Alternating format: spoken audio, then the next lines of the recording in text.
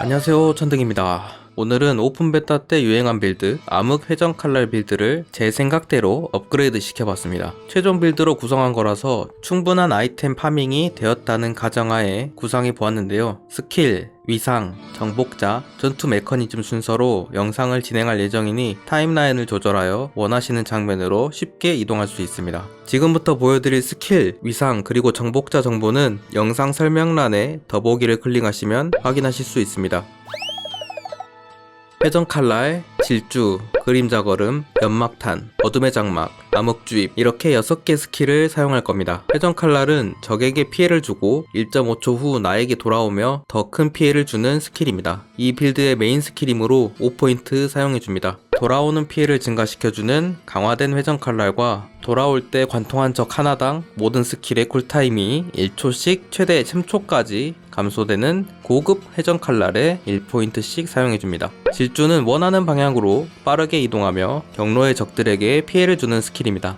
극대화 피해를 증가시켜주는 강화된 질주와 군중 제어 상태의 적에게 피해를 입혔을 때 쿨타임이 감소되는 체계적 질주에 각각 1포인트씩 사용합니다. 그림자 걸음은 선택한 적 뒤로 이동해 피해를 주고 이동 속도를 증가시켜주는 스킬입니다. 강화된 그림자 걸음과 그림자 걸음의 쿨타임을 감소시켜주는 절제된 그림자 걸음에 각 1포인트씩 사용합니다.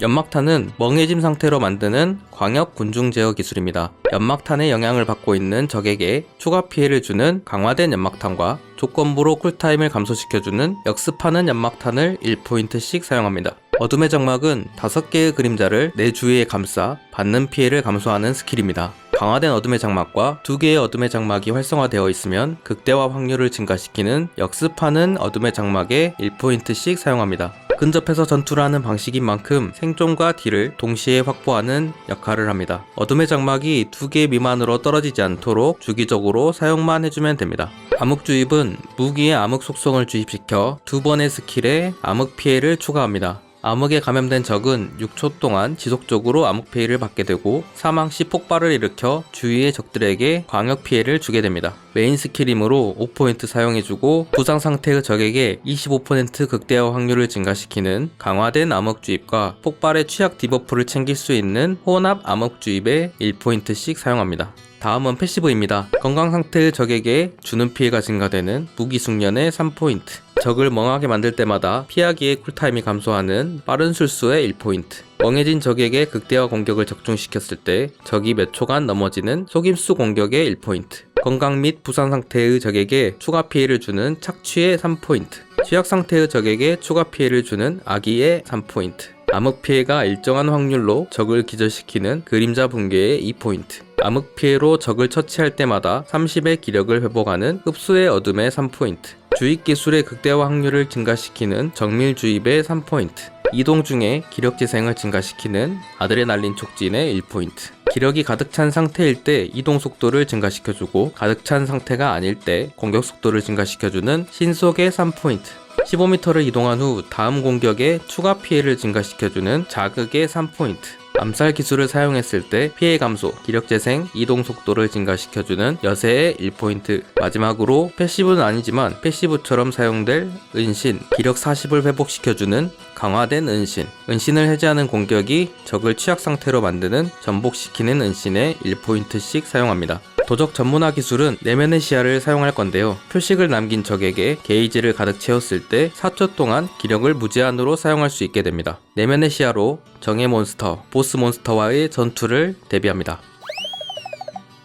부위별로 어떤 종류의 위상을 선택해야 하는지 잠깐 말씀드리고 넘어가도록 할게요. 위상의 종류는 공격, 방어, 보조, 자원, 기동력 이렇게 5가지 종류가 있는데요. 공격형 위상은 먹거리, 무기, 장갑, 반지 이렇게 4가지 장비에만 각인이 가능하고, 방어형 위상은 방패, 투구, 가슴, 바지, 먹거리, 보조형 위상은 방패, 투구, 가슴, 먹거리, 장갑, 신발, 기동형 위상은 목걸이, 신발, 자원형 위상은 반지, 딱 하나만 각인이 가능합니다. 복잡해 보이지만 까놓고 보면 간단합니다. 제 영상을 꾸준히 시청하신 분들은 매번 들은 말일 텐데 공격을 우선시하라. 이걸 항상 강조하죠. 목걸이, 무기, 장갑, 반지에 공격형 위상을 각인시키면 남는 부위는 투구, 갑옷, 바지, 신발 이렇게 4가지밖에 없습니다. 남는 부위에 방어형, 보조형, 기동형, 자원형 위상들을 적절히 각인시키면 됩니다.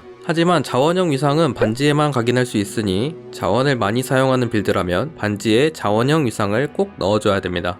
기동형 위상은 목걸이와 신발에만 각인할 수 있지만 목걸이는 결국 공격형 위상을 각인시켜야 할 것이고 남는 것은 신발밖에 없습니다. 그래서 신발에는 필히 기동형 위상을 각인시키는 것이 좋겠죠. 이동 속도는 우리가 던전을 클리어하는 데 있어서 공격력만큼이나 중요한 부분이니까요. 그리고 양손 무기와 목걸이에는 특이점이 있는데요. 양손 무기는 위상 효과를 2배로 적용시키고 목걸이는 1.5배로 적용시킵니다. 자신의 빌드에 필요한 공격형 위상 중에서 가장 중요한 위상을 양손 무기에 각인시키고 그 다음으로 중요한 위상을 목걸이에 각인시키는 것이 공격력을 증가시키는 데 도움을 줄 것입니다. 투구는 수류탄을 덕기술로 취급하는 보조형 위상을 선택했습니다. 선택한 이유는 정복자를 설명하면서 말씀드리도록 하고 넘어갈게요.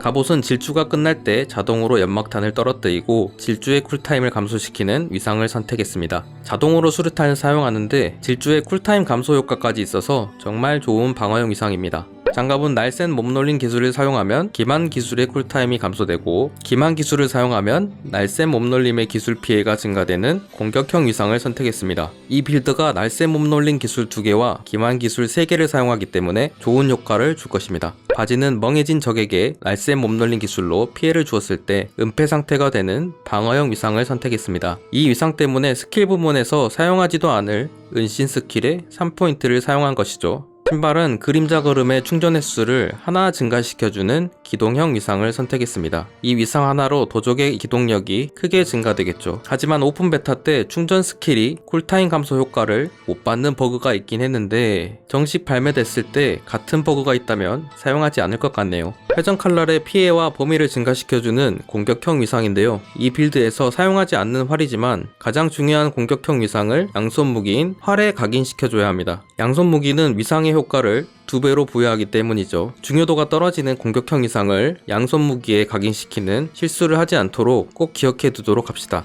제가 생각하기에 일반 위상 중 가장 사기적인 공격형 위상입니다. 사용할 수 있는 주 자원에 따라 피해가 증가되고 주 자원이 가득 찼을 때 최대의 효과를 발휘합니다. 자원이 넉넉한 빌드에 사용된다면 공격력을 크게 증가시켜주는 위상이죠. 도적의 내면의 시야와 시너지가 좋은 위상입니다. 이 빌드에 사용될 위상 중에 2번째로 중요한 공격형 위상이기에 목걸이에 각인시켜줍니다. 반지 한 짝은 은폐가 해제될 때 주위의 적들을 기절시키는 섬광 수류탄을 떨어뜨리는 공격형 위상을 선택했고 나머지 반지 한 짝은 취약한 적을 처치했을 때 기력 재생을 증가시켜주는 자원형 위상을 선택하긴 했는데 기력이 부족하지 않을 경우 다른 공격형 위상으로 바꿔줄 것 같습니다. 이 부분은 정식 발매된 후 수정해 보도록 합시다. 양쪽 단검에는 취약한 적을 대상으로 주입 기술의 피해를 증가시켜주는 공격형 위상과 극대화 확률을 증가시켜주는 공격형 위상을 선택했습니다. 은폐가 해제되었을 때 적을 취약 상태로 만드는 전복시키는 은신과 암흑 폭발로 적을 처치했을 때 적을 취약 상태로 만드는 혼합 암흑 주입의 효과와 어울려 공격력을 증가시켜 줄 것입니다.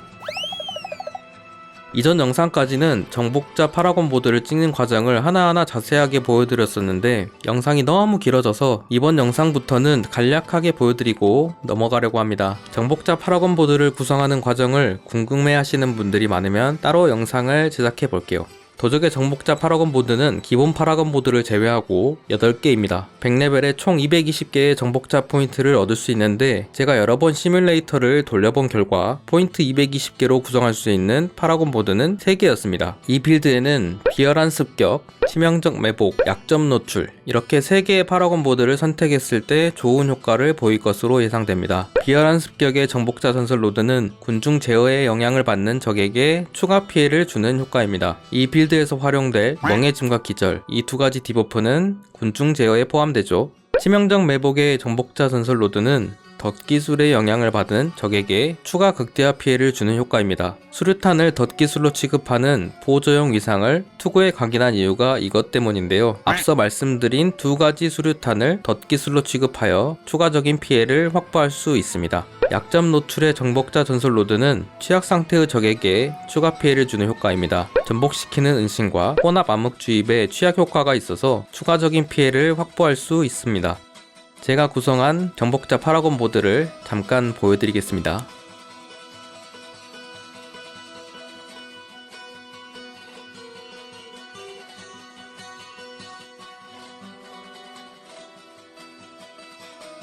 지금까지 보여드린 모든 정보들은 영상 설명란에 적어둔 링크를 통해 확인하실 수 있으니 참고하시기 바랍니다. 그럼 지금까지 세팅한 도적이 어떤 식으로 전투를 하게 될지 상상을 해볼까요? 전투 메커니즘이 조금 복잡한데요. 스킬과 위상을 연계해서 설명해 드릴게요. 화면에 악마 A가 보이면 그림자 걸음으로 빠르게 접근합니다. 그럼 절제된 그림자 걸음의 효과로 쿨타임이 3초 감소되겠죠? 그 연막탄을 사용하면 적들은 멍해짐 상태가 됩니다.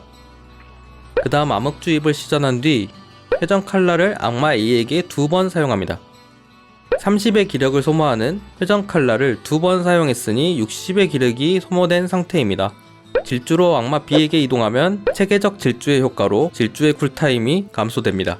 그리고 바지에 각인한 위상으로 도적은 은신 상태가 되면서 강화된 은신 효과로 40의 기력을 회복하겠죠.